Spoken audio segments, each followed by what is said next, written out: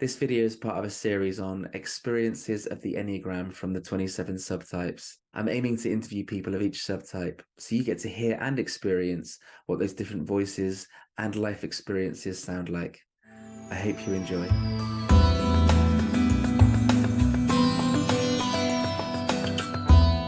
Hi, Rachel. Thank you for taking the time to share with us today. Can you share the country that you live in, your Enneagram type, subtype, and instinctual sequence? Sure. Yeah. I'm glad to be here. I live on the East Coast of the United States in Virginia, and I am a self-preservation one. And my sequence is self-preservation, social, and sexual is repressed. Thank you for sharing that, Rachel. When it comes to the Enneagram, when did you first hear about it? Yeah, I've tried to trace this back as I've gotten more involved, and um, I'm not even 100% sure, but I think I first heard about it when I was in college. It would have been like 2006. My college roommate, her mom is a very wonderful woman who I respect, and I think she was reading one of the Enneagram books, the first Enneagram books that was popular in the US. I don't think it was Riso and Hudson, but yeah. Anyway, she shared it with me, and I'm pretty sure that I self-typed as a 7 at Okay. that point in time, Hmm. which is comical to me now because I think that in college I was probably in that arrow a lot. Okay. Um, and yeah, but I remember sometime later coming back to it, and after having done a little bit more inner work, very clearly like typing as a 1 and being since then there'd been no doubt in my mind, like about 10 years I've known that I'm a 1. Um, Yeah. so yeah. Yeah. Thanks for sharing that. So you first heard about it. A friend that you respected um, shared a book with you, and the 7 resonated, but possibly because you were in a sort of a stressful season of life at that point. And Mhm. then did you kind of put it down and then pick it picked it back up again? What Yes. what what was that journey like then? How long since 2006 was it?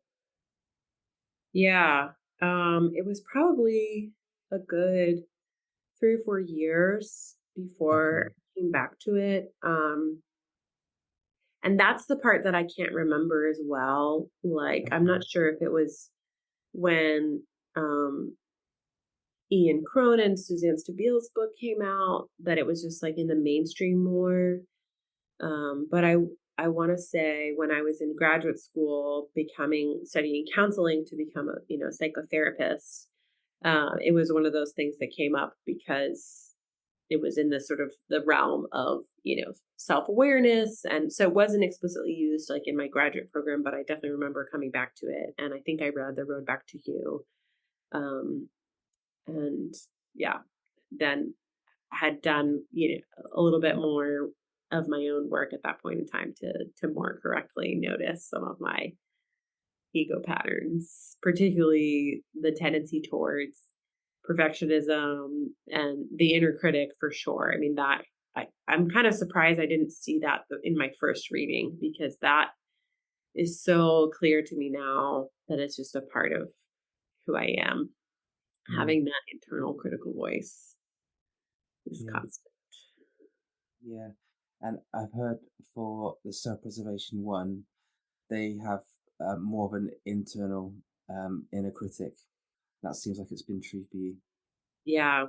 Yeah, and I think even ironically, I think that the inner critic is probably what contributed to me typing as a 7, because Mm. I have a very sort of critical view of my own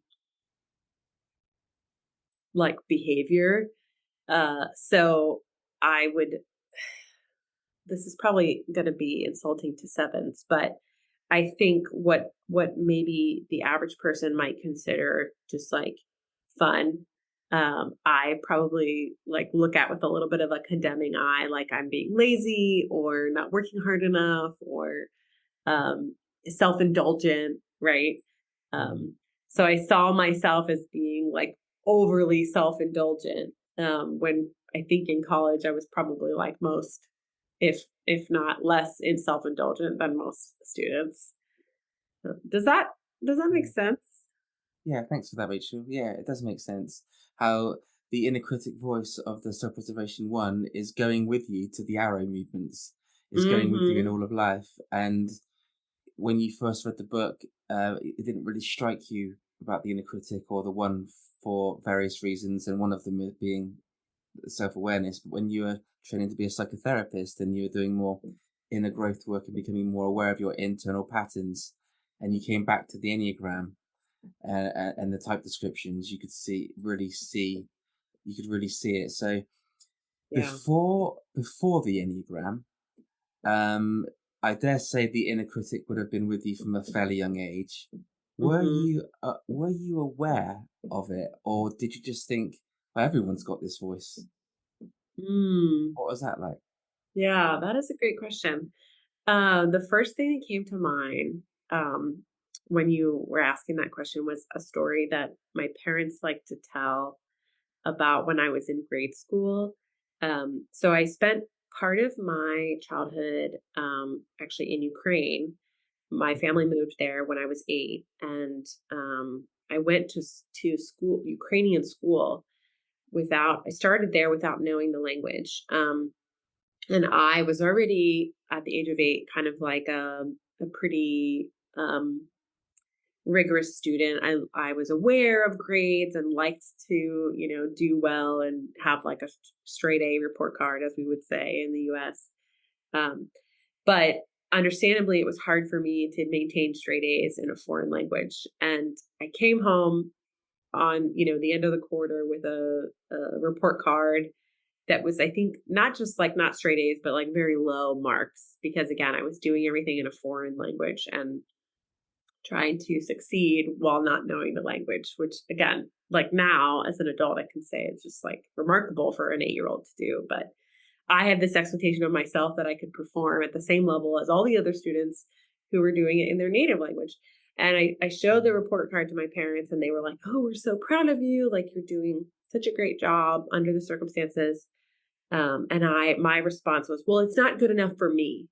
Um, and mm, they like to tell that story sort of lovingly, talking about like my drive as a student. And now that I'm aware of the Enneagram, I can see it more as like just that inner critic that I couldn't really receive positive feedback even from my parents because I had mm, this expectation of myself that I wasn't meeting. Um, and I think that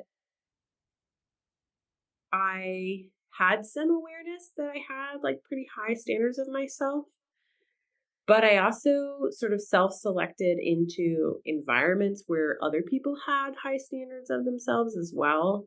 So after my family returned from Ukraine, I went to we call them like a magnet school, where I had to like apply and only certain students get accepted. And most of the students there are also very high achieving and work really hard. So I think I thought it was more normal than maybe I realize it is now because I had sort of self-selected to be in environments where people were very hard on themselves and interesting. yeah, things like that.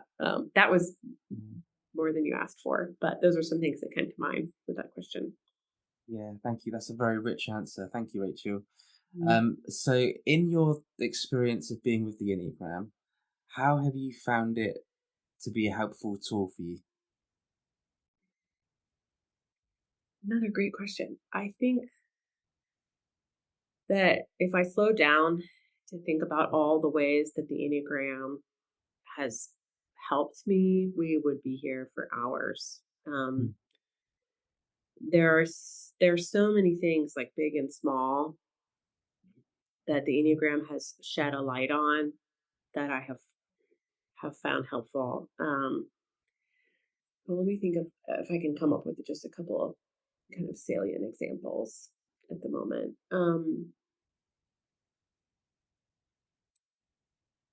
I mean, I think the the biggest one is probably um,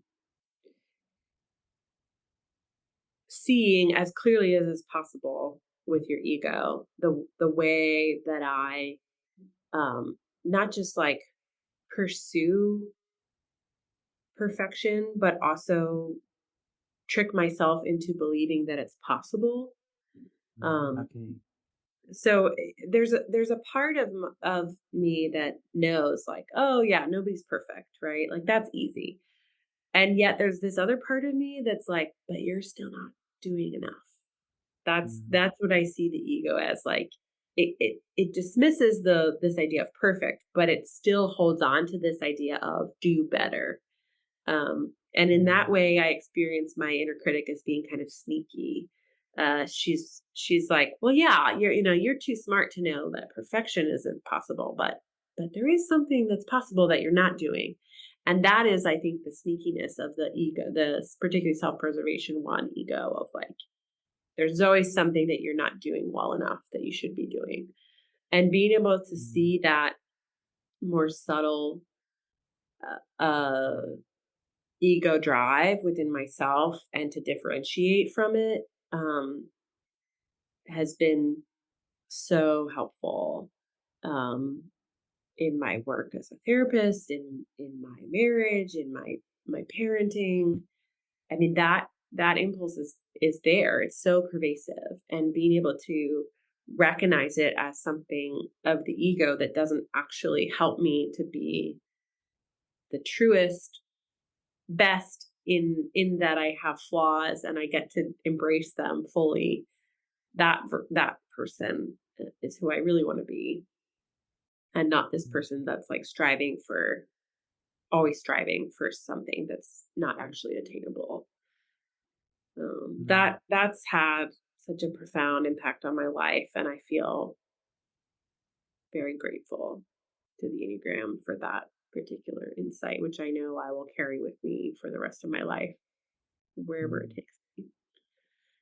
The other thing mm, I'll mention is becoming more acquainted with my anger has also been really helpful, right? So the mm, passion of the one is anger, and self preservation ones very classically are the least visibly angry, which I think also means that we have to do the most work of really connecting with anger. And we could probably talk about anger, for gut types for a long time. But what I'll say about it right now is that I'm I feel familiar with my anger. I know that it's there, and I also don't fear it. I think before there was a feeling of like, if I get in touch with anger, like I'm gonna be an angry person. But that's not how I feel. I would say I feel that anger is a constant companion, but it doesn't rule me. mm, Um, and I can notice it, I can even feel it, and then I can still decide how I want to show up at any given moment. And anger doesn't rule how I show up. mm. Okay. So, yeah. So what I'm kind of hearing you say there is you've become aware of the inner critic and the way that the ego drives, it intellectually, no one's perfect, no one can be Mm, perfect, but you said it can be really crafty how it can kind of sneak up and it sounds like you've become more aware and conscious of the sneakiness of the ego, and also of the passion of anger, like you said with type ones, especially for self-preservation ones, becoming aware of it. So you're able to become more conscious and go in a different direction to break out of the patterns that the ego wants to keep you in, hmm. striving, to be perfect, even though it's not possible, in the ego strategies, Yes. um, and also with the passion of anger, becoming aware of it, allowing yourself to feel it, not fearing it so much. Um, what kind of practices have helped you to do that? Mm. Um, well, certainly, being involved in the Enneagram community, the Chestnut Pies specifically community, um, and going through their professional certification track, I think forces those things into awareness,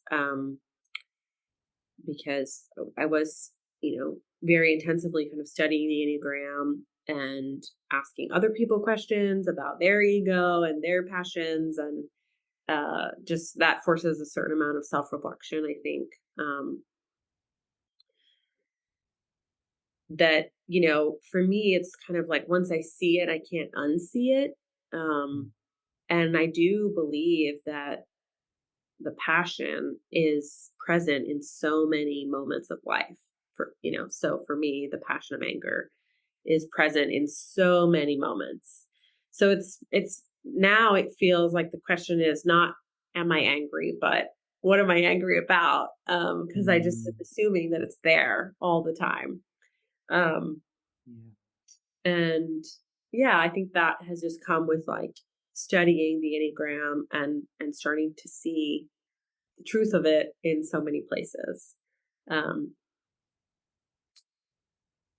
I'm trying to think if there are any other specific practices that have helped me grow in my awareness.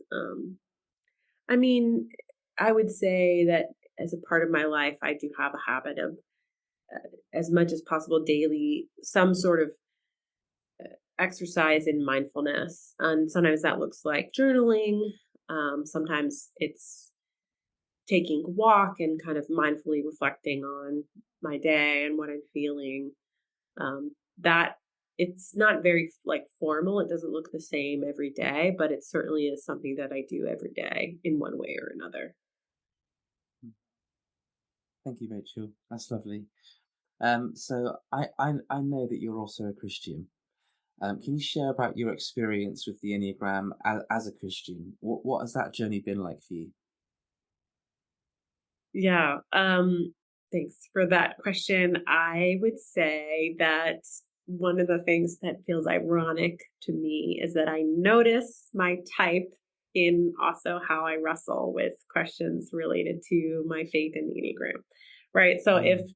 as a one, I'm really wanting to do things rightly, um, that brings up a lot of issues because some Christians would say that the Enneagram is wrong, right?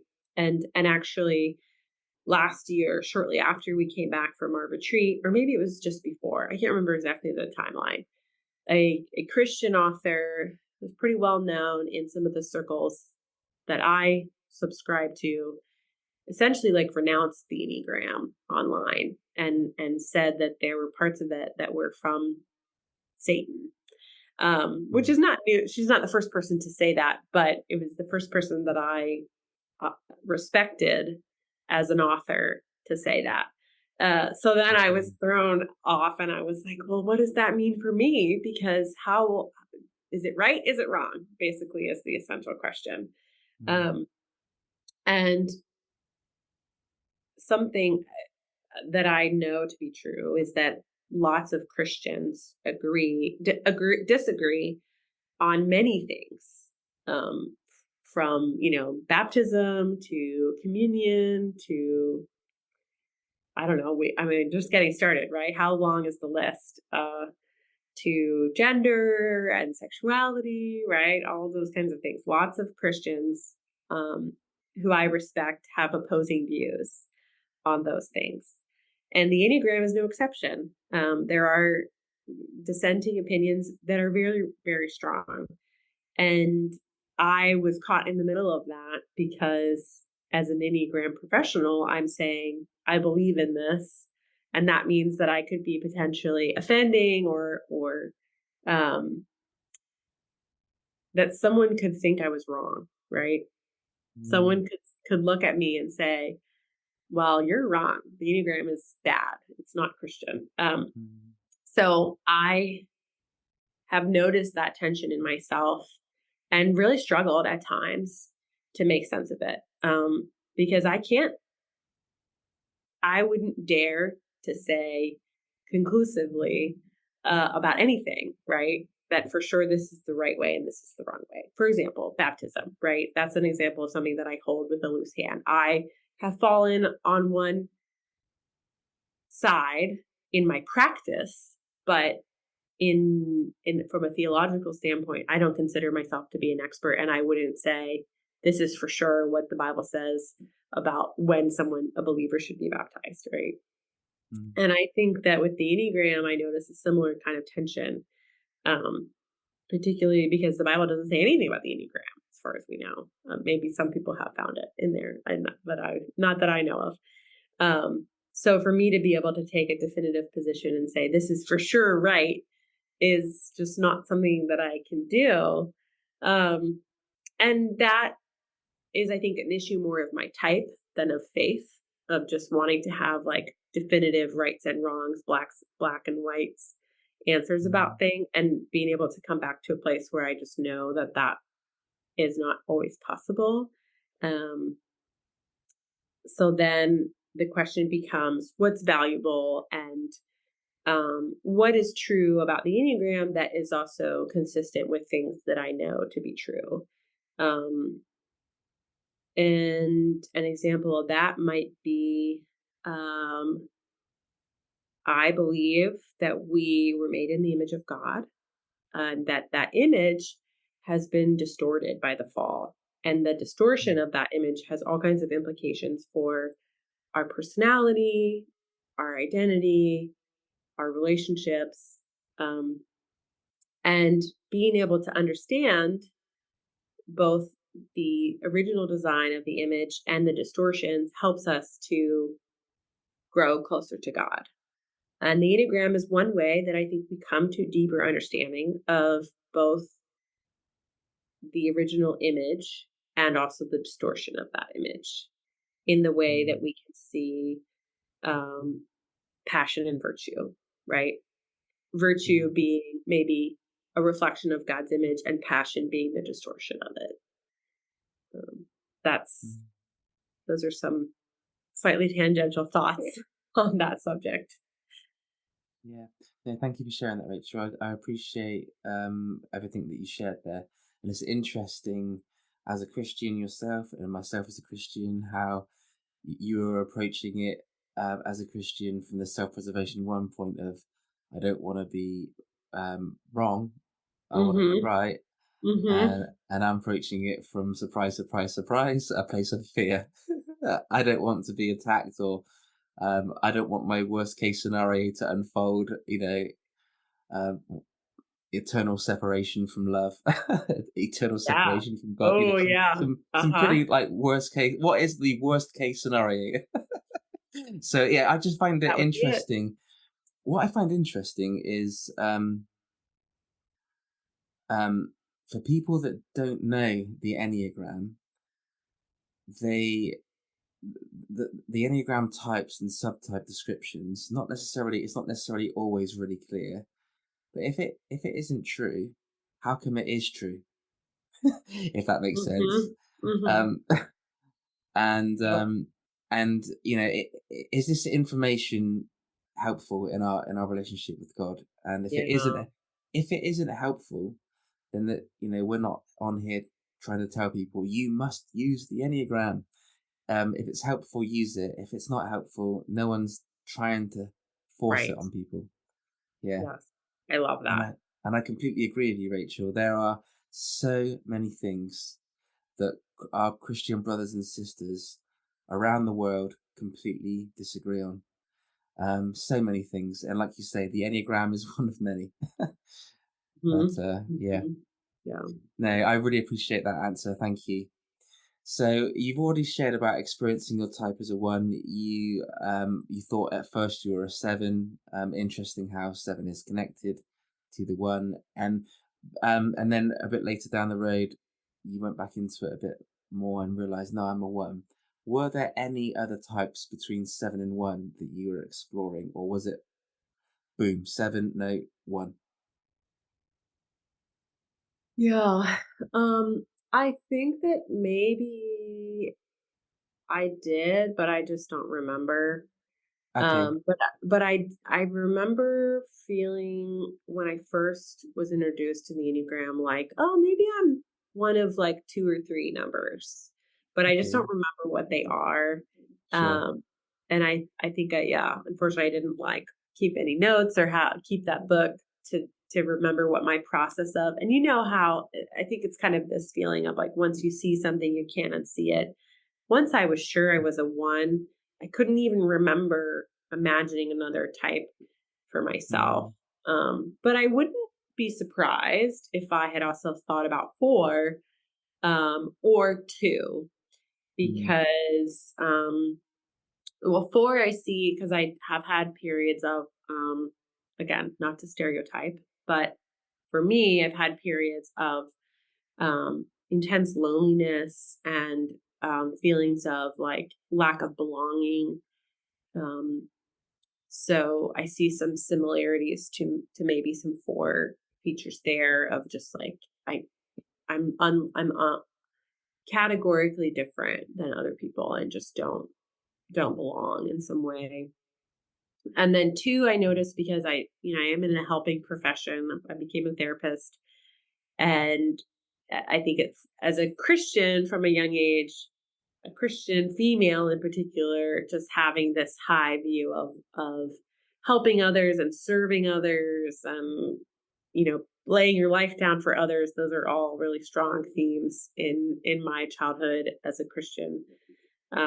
So I wouldn't be surprised if I had seen maybe even just like a desire for myself in some of the 2 things, but those are honestly guesses. Um, I don't remember with a mm, lot of clarity what I thought about myself because what I do remember is like when I came back to it, probably in like '08 or '09, I was like, oh yeah, I'm a 1. And since then, I've never like thought about other numbers because that it just felt so clear to me. sure. No, thanks, Rachel.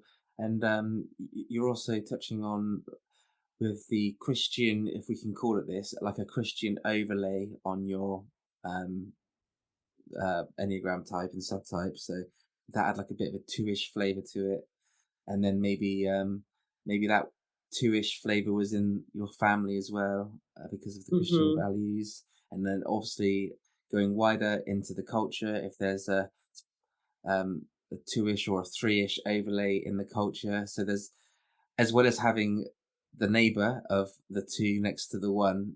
So there's Hmm. really a lot of different reasons, aren't there, where we can resonate with well, we have all of the 9 types inside of us. It's just one of them's our core type, Right. and depending on what our wings are and our movements and our parents' types and our the cultural type can also flavor and impact how our type shows up. Of course, I mean Yeah. that's just taking the enneagram to one side. Of course, our parents and our upbringing and the culture that we grew up in, of course, it's going to have an impact on us. But Right. I just find it interesting when mapping it out into the enneagram in terms of the different numbers and how they can impact each other in that, if that makes sense. Mhm, mhm. Yeah, it's Yeah. probably worth noting at this moment that my dad is a 7 and my Ah, mom okay. 2. Wow. So, those are Okay. strong influences in my life. Yes. Yeah, yeah, Yeah. absolutely. So yeah, that's really interesting. I can resonate with that a little bit. Is as a 6, I've got at least one parent who I know is definitely a type 9. But Mm, I've yet to do a typing interview with my dad. But okay. I think he's a 9. But I'll let him decide that. Uh-huh. Um, So, yeah, so it's potentially 2 interesting. nines? If 2 9s. My wife is a type 9. I did a typing interview with her. She's a Uh-huh. 9. I've got people close to me. I've got a lot of 9s in my life. So, and I share that because when I first came into the Enneagram, um, similar to you, I identified with an arrow movement. I identified with Mm, type 9. You identified with mhm. 7. And I guess I'm sharing that here to let anyone know that's in like listening that might be exploring their type that it's really common to be identifying with an arrow type or a wing type for various reasons among Yeah, others. right. So coming back to self-preservation 1, Mhm. how has knowing your subtype been specifically helpful for you? Mm, yeah. Yeah, I came to subtypes about 2 years ago, Okay. and that was just very profound for me. Um, and again, I could probably say a lot about it, but for the sake of time, one thing that I really noticed was my relationship with food. Mm, So I think that part of my preservation instinct has manifested in that like preoccupation with food. Um, just sometimes it's as simple as like a planning. Like, do I know what I'm having for lunch? Do I know what I'm having for dinner? Um, and sometimes I think there's like disproportionate amount of um excitement or energy. Food is important, food is good, food is, I think, both like necessary for our survival and also something that we get to enjoy and delight in. But I could see how for myself, planning around food and thinking around food was sort of connected to this sense of survival. Um, and a simple example of that might be even just like packing snacks with me everywhere I would go, because if I didn't have food, that would be more stressful if I didn't know for sure that I was going to be eating. And I had this belief that I needed to do that because I had low blood sugar issues. And that I don't want to say that that wasn't true, but what I experienced was after really like looking at my self-preservation instinct and trying not planning so much for food, not packing food, that I never had issues with blood sugar. It was like when I realized that I didn't need that to survive in the way that my ego was really thinking about it. Again, I don't want to minimize people who do have sort of diagnosed like endocrine issues. But for me, it was never that extreme. I think it was more just like a fear or anxiety related to not having food. Um, mm, and I became a vegetarian in college, so I've been a vegetarian now for almost 20 years, and I think that was just like another way that I had this control over food. So I'm still a vegetarian. I haven't like changed that, but it helped me to feel like well, I'm going to just plan for myself because I don't know if someone else is going to accommodate my dietary restrictions, and I want to make sure that I always know what the plan is for food. Um mm. so that's one example. And I like still notice that coming up from time to time. It's not to say that it's like that impulse to plan around food is completely gone. But I think when I'm centered in when my instincts are more balanced, there's less focus on that, less hyper focused on food.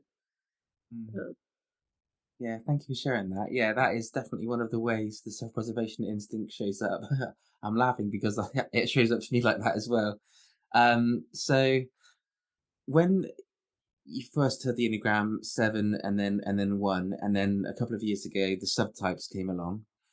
What was that journey like for you of identifying your subtype? Was that again really clear for you, or were you considering other ones? yeah.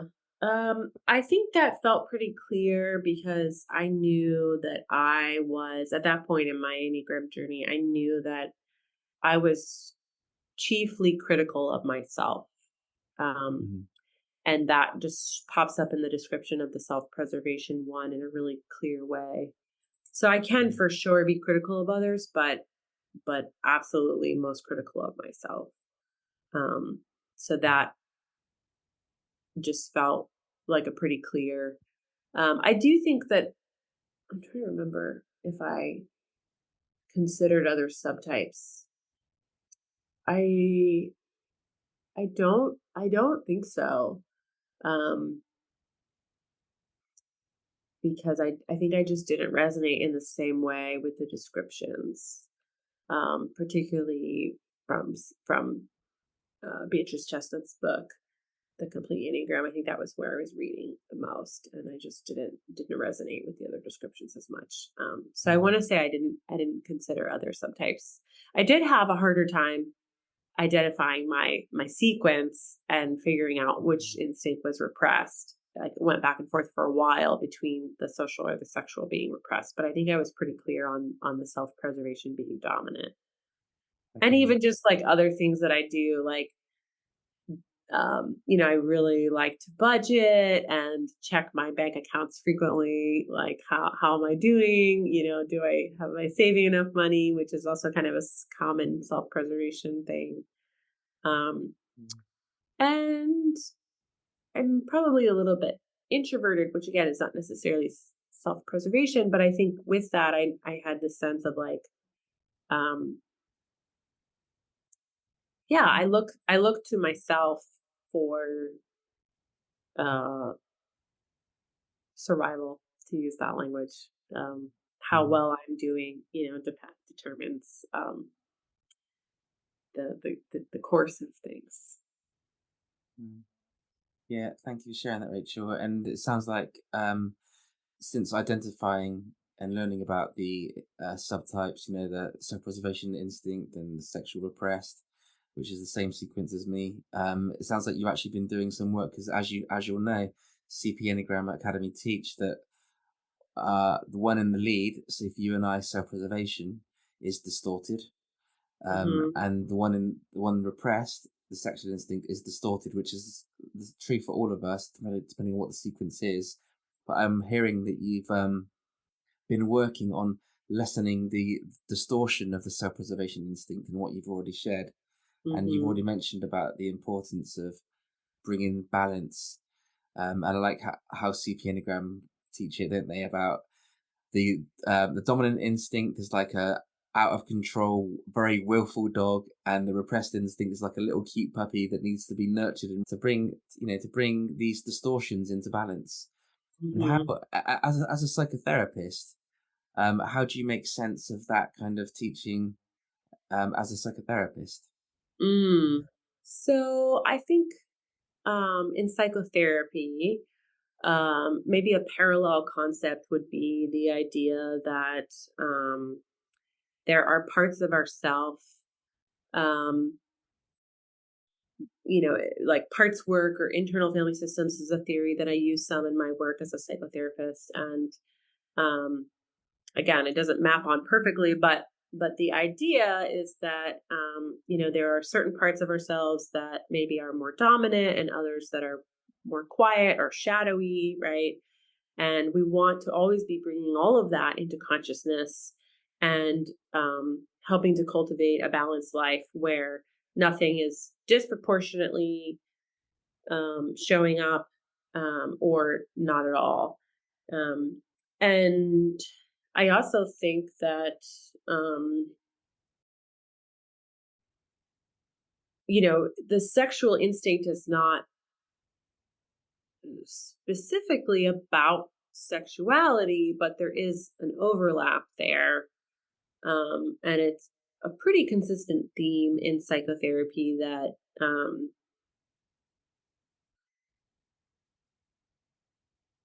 there can be things to explore related to repression in our sexuality. Um, so I guess I see threads that feel very similar Mm. in ideas of like dominance or repression in parts of our personality, um, and also just the kind of importance of our who we are as sexual beings. If I could use that more in the subtype sense, like um, what does it mean to be sexually dominant or sexually repressed? What does that look like? How would that feel in your body as you're interacting with people, as you're showing up?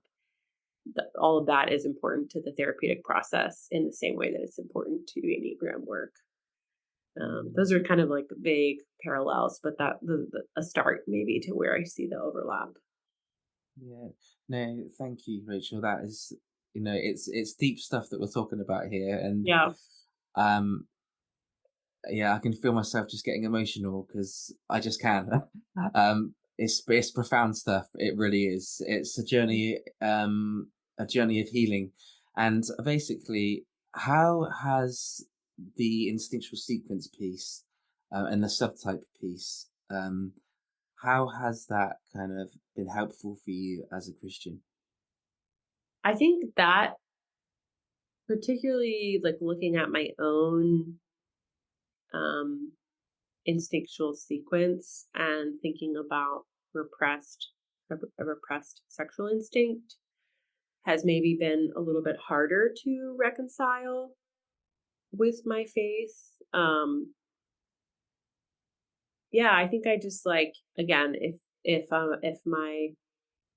my ego is a dog with a bone, then the Christian part of me is like, well, how is this important to Christian life?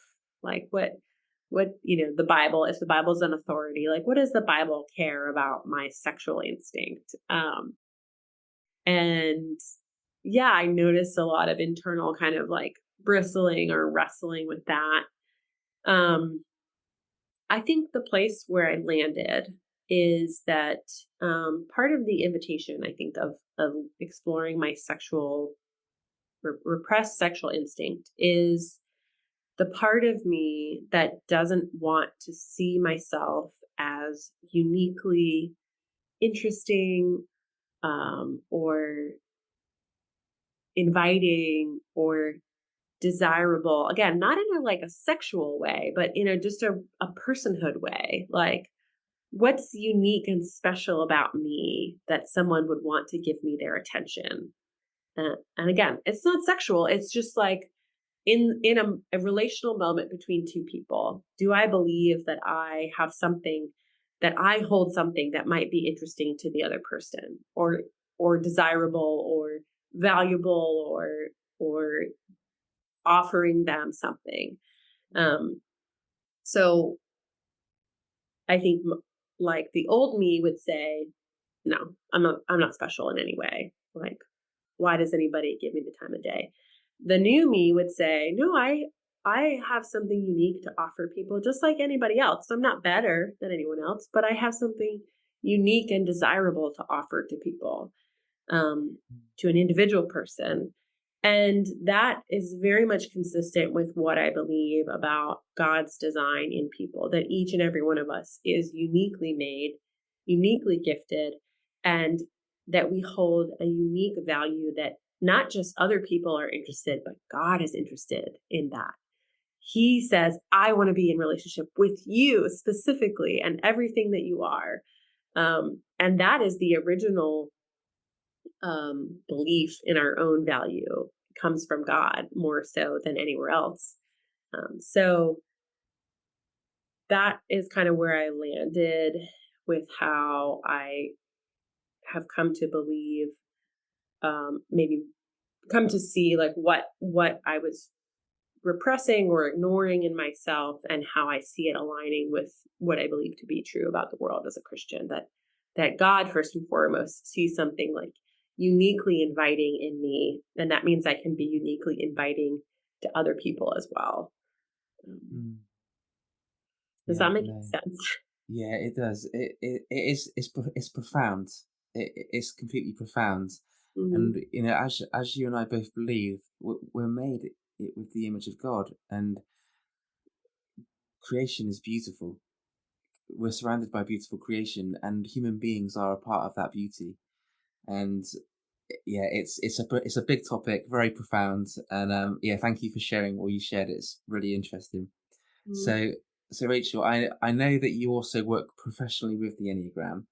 Can you share what it is that you do, and where people can find out more about your work, and how they can get hold of you and find you? Sure. Yeah, absolutely. So I am a psychotherapist. I have a practice in Richmond, Virginia. And I would say our main focus is faith integration. So most of the people that come to our practice are also Christians, and they're all different kind of like walks as Christians, but they're interested in exploring how that intersects with their life, their mental health, their well-being in a variety of ways. Um, I use the Enneagram as a part of the psychotherapy process. So when it feels appropriate, I'll introduce the Enneagram. Sometimes we'll do an interview, a typing interview, if someone doesn't already know their number. Um, and then as you know, like the sky's the limit in terms of how we use that. So we might look at it in terms of relational dynamics, where is that causing relational conflict or contributing to relational conflict. We might look at individual work and arrow lines, or sort of growth areas related to that. But I would say I always start with typing, and then like the passion, really getting acquainted with what is the passion of the type of the individual, and where do they see it maybe at work in their life. Um, Mm. but it looks different for everyone. And if people are interested in seeking me out, my preference is always to be in person, but I do virtual work too. So our website is Haven RVA. That's HAVEN RVA.com, and people can find me there. Brilliant. Thank you, Rachel. And I'll also leave a link to the website in the description box below so people can just click and go straight there. Perfect. Yeah. Before closing, is there anything else you'd like to share that I might not have asked, or that you would like to share before closing? Mm. My closing thoughts are that even though sometimes I feel ambivalent about every part of the Enneagram and how it lines up with my faith, that the impact on my life has been undeniably profound and positive.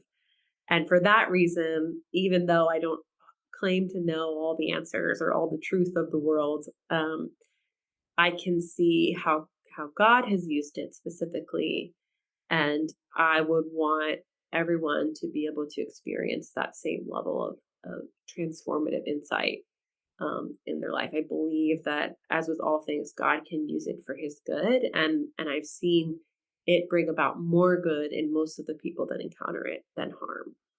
Mm. Thank you so much for that, Rachel. I can't help but think of something I heard Peter Scazzero say once.